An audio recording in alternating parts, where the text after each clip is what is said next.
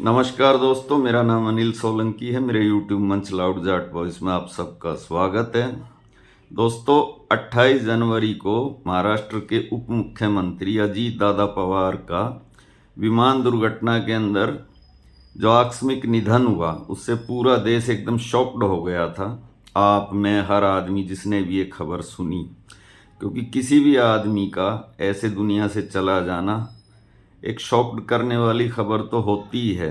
लेकिन उस खबर से जितना शौक मुझे लगा, जितना झटका मुझे लगा, हो सकता है कि आप लोगों को भी लगा हो। अगर आप सच्चे हिंदू हैं, अगर आप हिंदू धर्म को प्रैक्टिस करते हैं, तो आपको भी वो झटका या सदमा लगना चाहिए जो मुझे लगा जब मैंने ये देखा कि अजीत दादा पवार की मौत के तीसरे दिन उनकी पत्नी सुनेत्रा पवार ने उप मुख्यमंत्री पद की शपथ ले ली।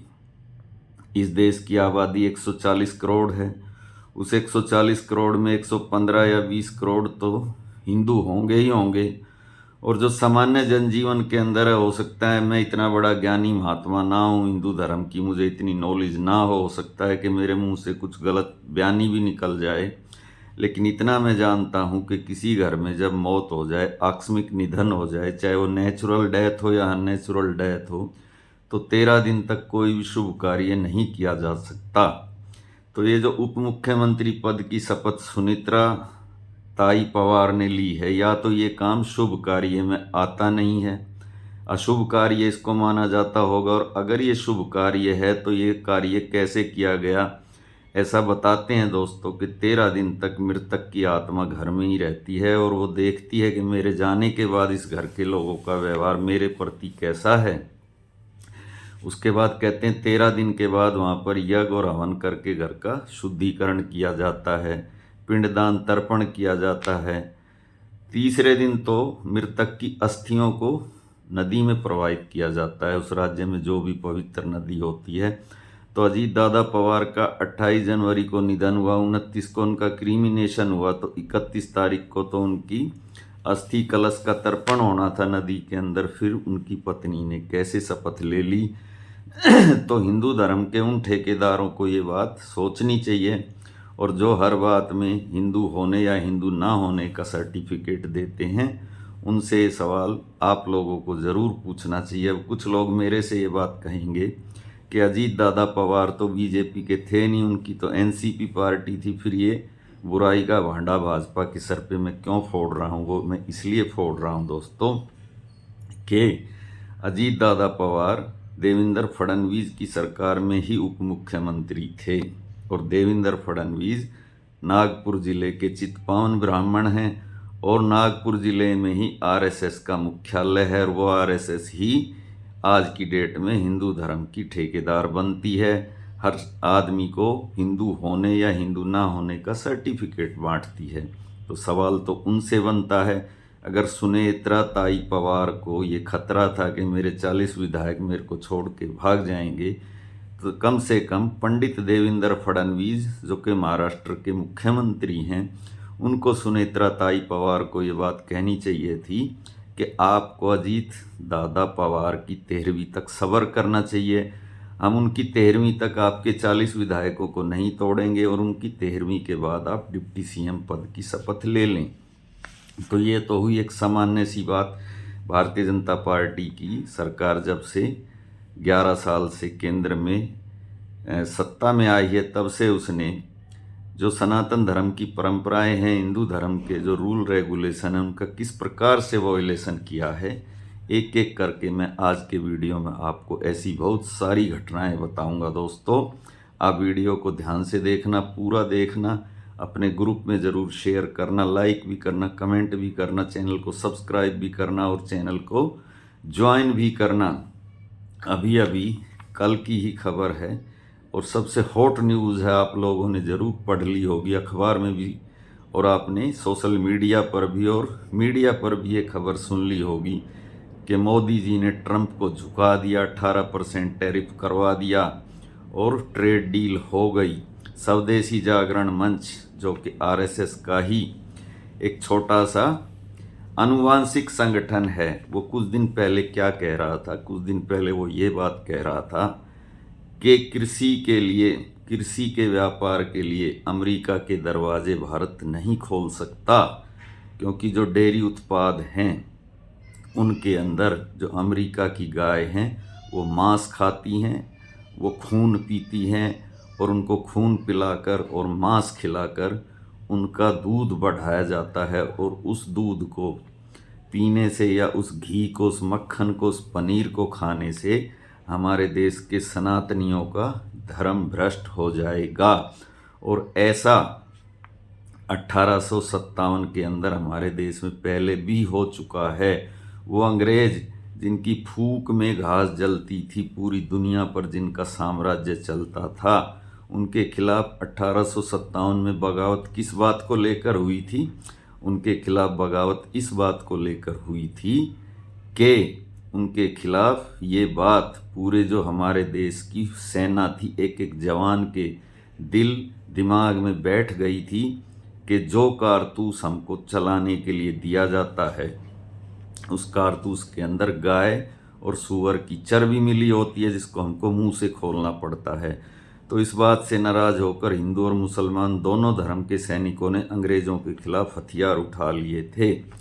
तो मैं उस स्वदेशी जागरण मंच से ये बात पूछना चाहता हूँ कि जो डील नरेंद्र मोदी जी ने डोनाल्ड ट्रंप के साथ की है, किस दबाव में की है ये मैं नहीं जानता हूँ, मगर डील हो गई है।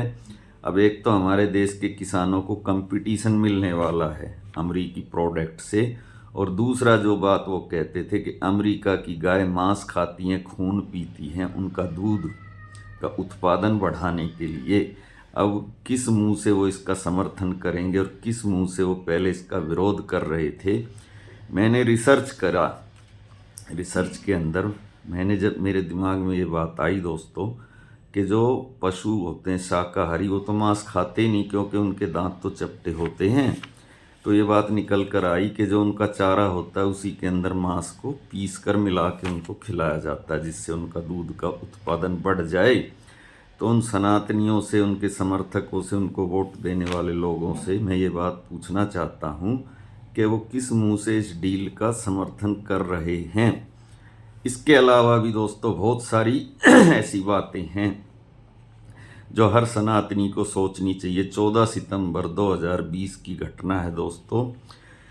मनीषा वाल्मीकि नाम की लड़की को तो आप भूले नहीं होंगे। हाथरस का बुलागढ़ी गांव वो अपनी मां के साथ चारा लेने के लिए खेत में गई थी।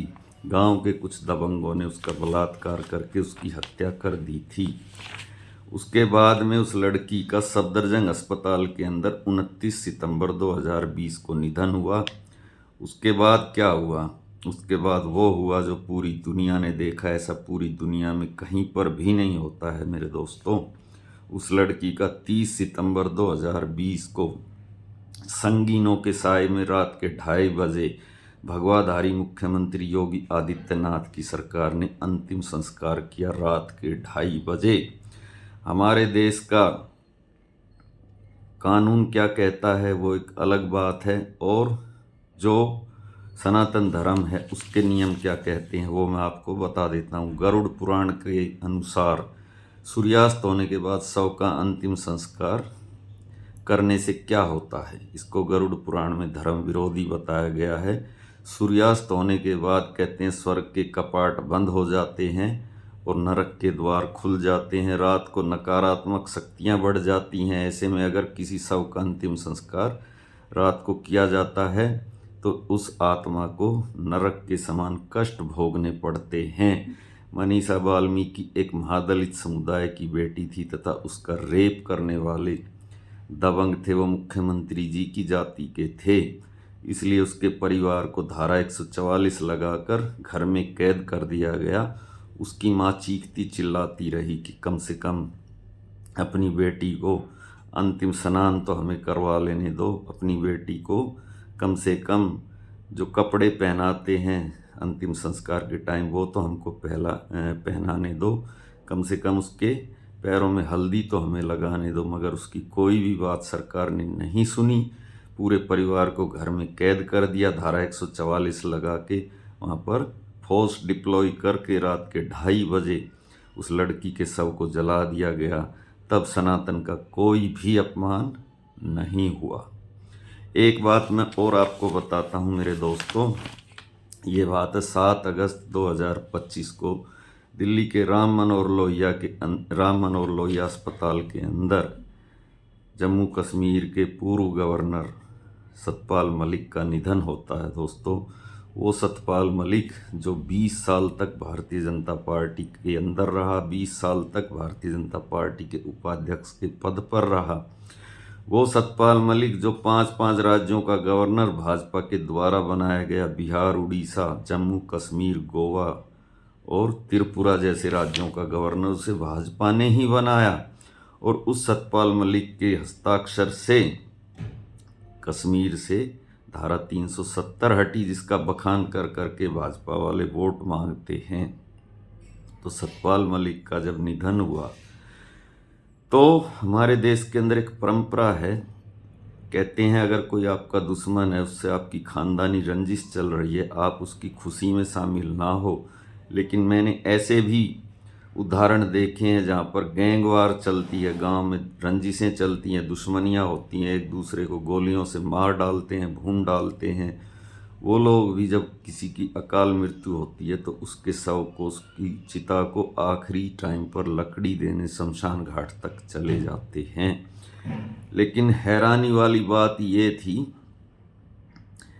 कि सतपाल मलिक के अंतिम संस्कार में पता नहीं हाईकमान का आदेश था या क्या था, एक भी भारतीय जनता पार्टी का नेता या कार्यकर्ता नहीं गया। सबको डरा दिया गया, सबके ऊपर अनुशासन का डंडा चलाया गया। कोई मंत्री से लेकर छोटा मंडल स्तर तक का कार्यकर्ता, जिला स्तर तक का कार्यकर्ता सतपाल मलिक की चिता की अग्नि को लकड़ी देने के लिए नहीं गया। और एक कट्टर हिंदू सतीश हिंदू ने तो ये भी ट्वीट किया कि मोदी जी आपने कैसे आस्तीन के सांप पाल रखे थे, सतपाल मलिक तेरी आत्मा में कीड़े पड़े। तो ये और मैंने एक सनातन और हिंदू धर्म का अजीब ही मामला देखकर मैं हैरान रह गया। पता नहीं आप लोग कितने हैरान हुए थे कि हैरान नहीं हुए थे। अभी हाल ही में आपने देखा ज्योतिपीठ के शंकराचार्य स्वामी अभिमुक्तेश्वरानंद को स्नान करने से रोका गया। कुछ लोग कहेंगे कि मैं राजनीति कर रहा हूँ, और कुछ लोग कहेंगे कि स्वामी अभिमुक्तेश्वरानंद भी राजनीति कर रहे थे, क्योंकि शुरू से ही वो भाजपा के विरोधी रहे हैं। भाजपा की हर बात का विरोध वो करते हैं, इसलिए योगी आदित्यनाथ ने भी उनका विरोध किया और उनकी पालकी को आगे नहीं बढ़ने दिया गया। लेकिन 22 जनवरी 2024 को दोस्तों क्या हुआ था? 22 जनवरी 2024 को अयोध्या में राम मंदिर की प्राण प्रतिष्ठा हुई थी। नरेंद्र मोदी जी ने अपने हाथों से करी थी। और इसी देश में लोकसभा का चुनाव 19 अप्रैल 2024 को शुरू हुआ था। यानी लोकसभा के चुनाव से ठीक 2 महीने पहले राम मंदिर की प्राण प्रतिष्ठा करी गई थी। तो उत्तराखंड की ज्योतिष पीठ के शंकराचार्य स्वामी अभिमुक्तेश्वरानंद ने ये तर्क दिया था कि मंदिर अभी अधूरा है। उसका शिखर, जिसको सिर कहते हैं, आंखें, शरीर जिसका अधूरा हो, उस शरीर में प्राण ढल नहीं सकते। शास्त्रों का उल्लंघन है, शास्त्रों का अपमान है। पुरी के शंकराचार्य स्वामी निश्चलानंद ने इसको राजनीतिक तमाशा बताया था।